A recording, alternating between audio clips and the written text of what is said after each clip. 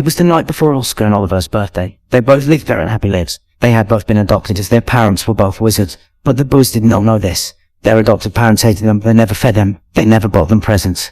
That night, there was a bang at the door. It was my old friend Hagrid from Hogwarts. His job was to find wizards who didn't know they were meant to be starting at Hogwarts.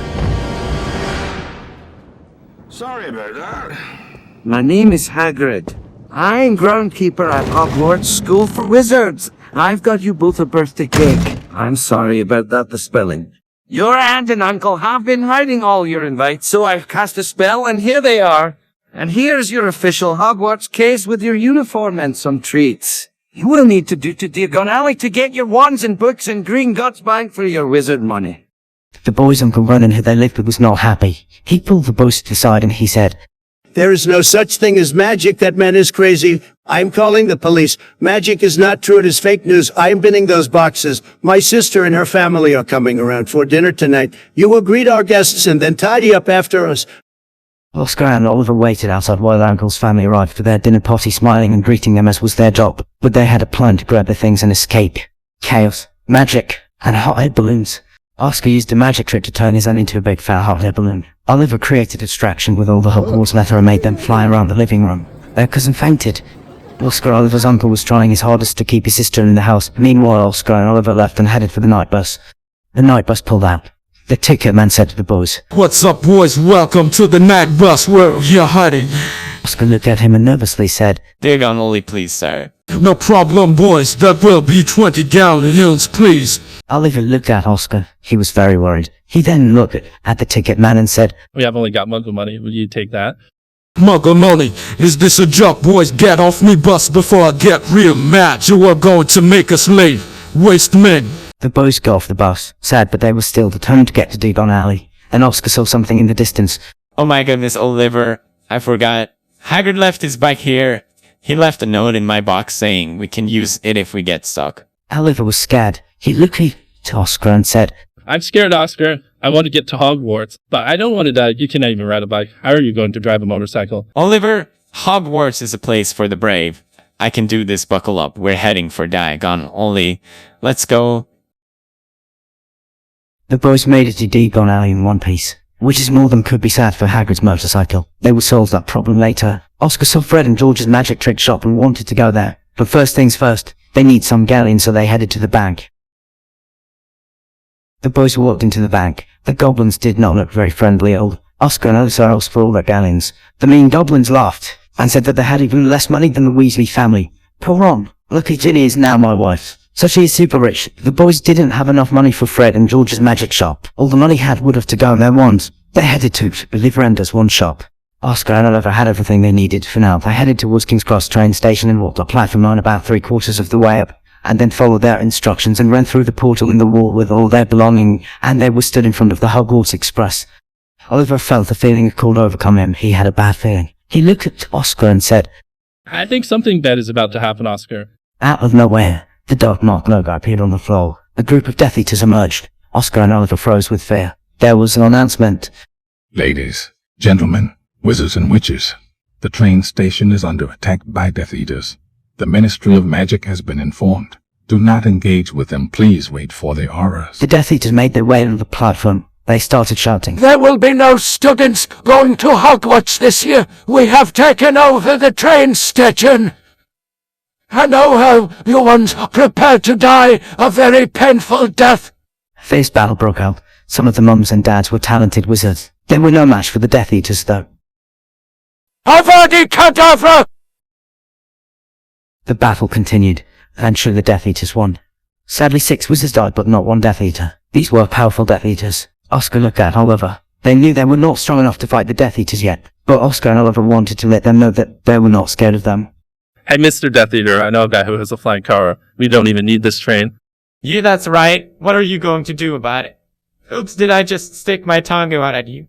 The boys left the platform through the portal and got into their car. Oliver looked at Oscar and said, Bro, I'm feeling super brave now. You drove last time, I drive this time, put Hogwarts into the sat-nav. Oliver, does this thing even have a sat-nav? It's a 100 years old. Let me get my one extra sat-nav. Oh, here it is. Let's go, buddy. They made it to Hogwarts. The sat-nav took them away, which avoided the humping willow, so they pulled up safely and made their way into the castle. There was an announcement, Professor McGonagall. The Ministry of Magic have taken control of the train station and the Death Eaters have fled. Well done for making it here safely. Your fellow students will be with you shortly. We have increased our security. You are all safe here. Now please enter the Great Hall. The boys looked round. They certainly were not at Privet Drive anymore. They walked around the hall in amazement and they said hello to their new professor. But now it was time for the sorting hat.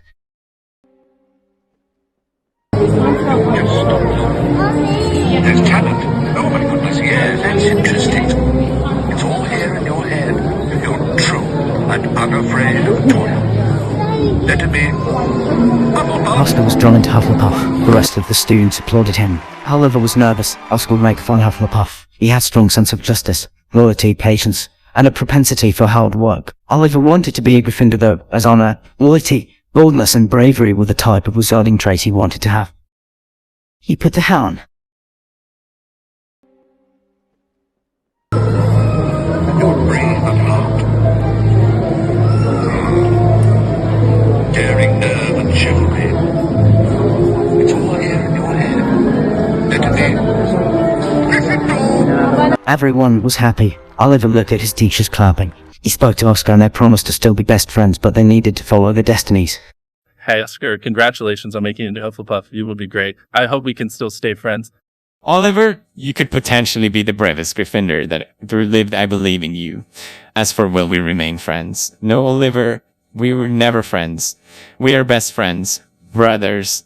And if we combine our strengths as a Gryffindor and a Hufflepuff, we will be unstoppable, bro. Thank you, Oscar. That was beautiful. I'm truly moved beyond words. I need to go and meet up with the rest of the Gryffindorians. Good luck with the Hufflepuffs. We made it. We're going to become wizard. I love you, bro. Luckily the boys were still in a lot of the same classes. He died just before the Magical Creatures class. Oscar, bro, have you done this class before? I mean, seriously, this forest is scary. Look at the size of this bloody chicken. I meant to bow right, or we'll bite my head off. You let me know how long I need to bow for. Getting weird now, Oliver. Whoops, my bad. Oscar is nowhere to be seen. He's such a Hufflepuff. Scared of spiders, how what a wimp.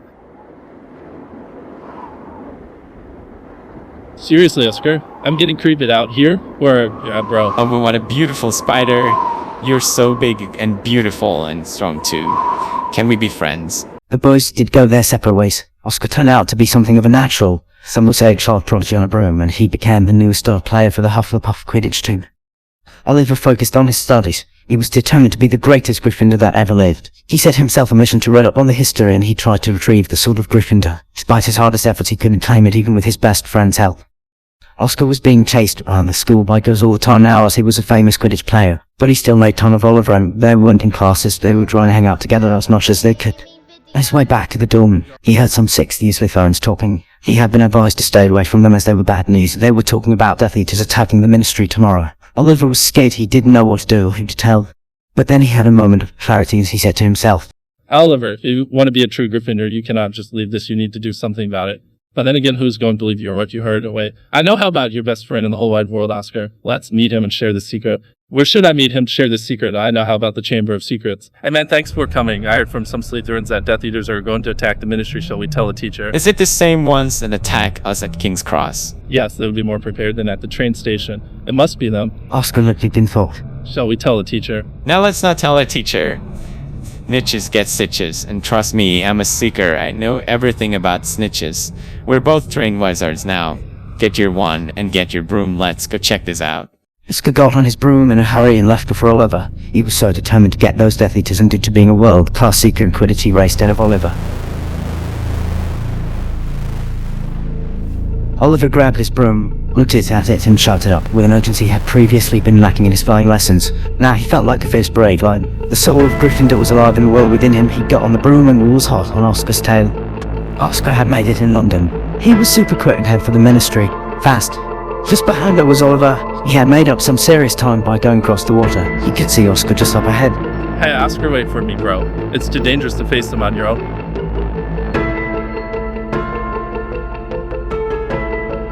They entered the Ministry of Magic. Boys were blown away by the sheer spectacle of the place. It was so busy. But then the dark mark appeared and the Death Eaters began an attack. Oh no, Oliver. We are too late, they're here. We should have told the teacher. Yeah, my bad. Let's lay low, hopefully they won't recognize us. Drop you ones, my brothers and sisters. It is the Hufflepuff from this station. I will deal with you once we have won this battle. Oscar, I think he saw you. Oliver, get out of here. Save yourself. True Gryffindor never runs away from a fight, bro. The Death Eaters made their way into the middle and started making their demands. Drop your wands. Mudbloods, reveal yourself. All of you get on your knees and bow, for you are in the presence of the Dark Lord, the most powerful wizard in history. Enough! I do not want to spill one drop of poor magic blood. The Minister for too long has held out for the Mudbloods into her brother.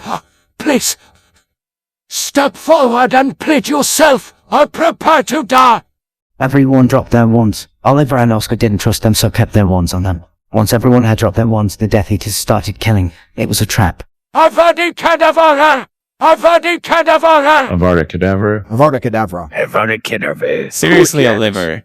I'm sorry, I should not have brought us here. If we die, thank you for the memories. People are dying. We've come all this way. What shall we do? I'm not scared, by the way, before you say anything. Oliver, of course you're scared. I'm scared. We need to do something. I can't do a killing curse, though. Is there any way we can help the heroes? How about a freezing spell? That should stop them, and then the Ministry can take over. Oh, it's a great idea, Oliver. The Petrificus Totalis that we learned in defense against the Dark Arts.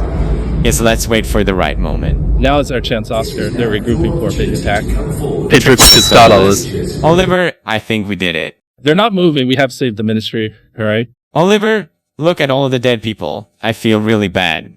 Why did you listen to me? I should have told the teacher. Live and learn, bro. We're heroes now. Let's go and tell them how easy it was to beat them. The Death Eaters were frozen solid. For first-year wizards, it was a really impressive attack. Oscar and Olive strode up to rub it in their faces. Hey, Death Eater, that was easy. I hope you enjoy stay at his car, man. Don't forget to give the Dementors a kiss goodnight before bed. All was not as it seemed meant to have bad news for the boys. This was not over yet. You have fallen for our trap. We told our Slytherin friends at Hogwarts to speak about the attack in front of you, Oliver. We wanted you here. This attack was a distraction. We have released a dragon in Diagon Alley, but everyone is here. The Dark Lord has already escaped, and you boys had better run. We told them that you were with us. You didn't tell any teachers, did you? The boys did not tell any teachers thanks to Oscar. It did look into sus that they were there. The boys looked round. There were wanted posters on the wall for them. How was this happening? They had just saved the day. Oliver felt bad. He could not believe that he had fallen for the trap, but he was determined to make this right. He said, Oscar, this stupid Death Eater thinks he can scare me by putting me on a wanted poster. I'm a Gryffindor. We are heroes that belong incorrectly on wanted posters. Look at our hero, Sirius Black. He was on wanted posters, and he was a hero. Innocent hero. I'm not scared. Let's go get this dragon. Your plan will fail, you stupid Death Eater. Our professional loner Lovegood made us watch a boring film saga last month. It featured wizards who were not quite as good as us and silly little hobbits. Anyway, there was a dragon in this film. And do you know what this dragon like, Oliver? Gold. Let's get out of here quick before we get arrested. We're going to Gringotts Bank. There was already a wanted poster in Diagon. Don't worry, Oliver. Nobody will have seen this yet.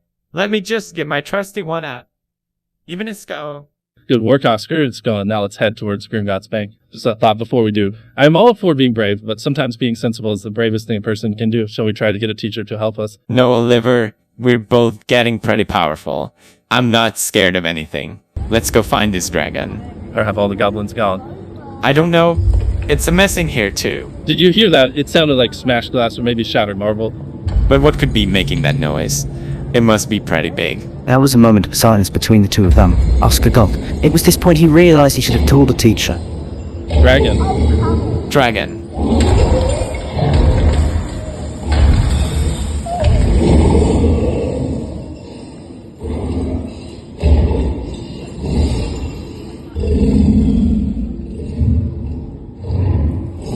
Why didn't I get a teacher?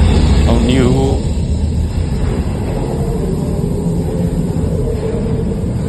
He doesn't look that big. Come on, Oscar, let's go get it. I need an although I know just the teacher for this. Our brave wizards chased after the dragon. The dragon was in a very public place. There were a lot of people in danger. Oscar screamed in happiness. It was my old friend Luna Lovegood. Luna was exceptional with big scary animals. Oscar had made a wise choice in calling her. Loner, I can't believe you came. You're the best. Hi boys, I'll sort this dragon. Let's get you back to school. Professor Lovegood, watch out. Boys, we just need to calm the dragon. I know how to communicate with them. I will make sure it doesn't hurt us. Lena looked up into the dragon's olive hope with a glint in her eye, and the dragon set fire to her, burnt her to a crisp. She was dead. Why did you call Professor Lovegood? She's dead now. Trust me, Oliver, no one feels more bad than I do. I knew I shouldn't have called a teacher. She was my favorite teacher. I feel sad. She was not my favorite teacher, but we're brothers, and your sadness is my sadness. Let's slay this dragon, bro. Subai-fi. Oh, you see one. Where have you gone? Stupefied. Subai-fi. Confringo. Confringo. Subai-fi. Confringo. I think we're winning. Confringo. I got him in the eye. That was for Professor Lovegood. Ha. Oh no, Oscar. I think the dragon's trying to escape the roof. No, you don't. You're not going anywhere. Subai-fi. Stupefied. He's escaping. Oh no, so many will die. Just like that teacher you like. I know. She was so clever and wise. Alright. He's going through the window. He's heading northeast. That's towards Hogwarts. And we have to act now. How's your Expelliarmus coming out? Expelliarmus. Expelliarmus. Ah, this is for Professor Lovegood. Die, dragon.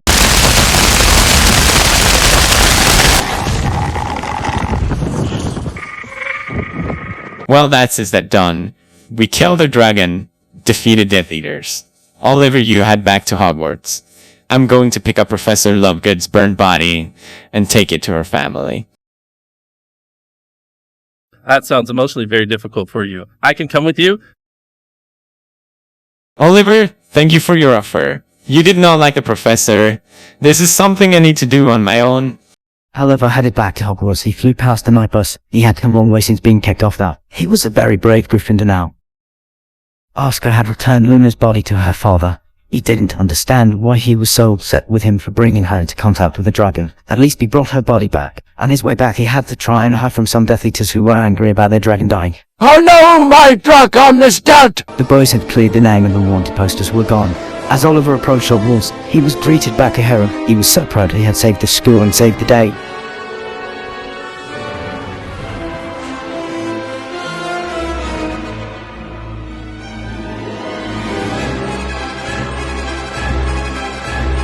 Whoa, why does Oliver get to do a Hogwarts hero welcome? We both killed the dragon, and we both defeated the Death Eaters. I'm going to go and do my own victory broom ride. And off he went.